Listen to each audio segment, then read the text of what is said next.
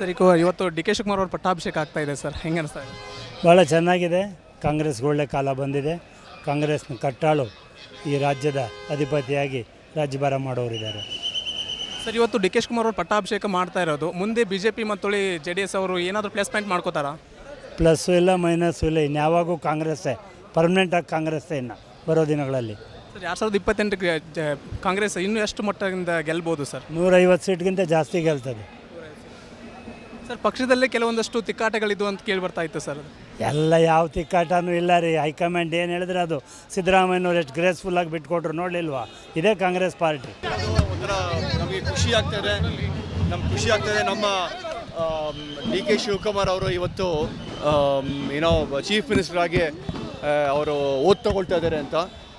So ಹಾಗೆಯೇ ಅವರು ನಮ್ಮ ಕರ್ನಾಟಕ ಸ್ಟೇಟ್ ಕ್ರಿಕೆಟ್ ಅಸೋಸಿಯೇಷನ್ ಅವರ ಲೈಫ್ ಮೆಂಬರ್ ಕೂಡ.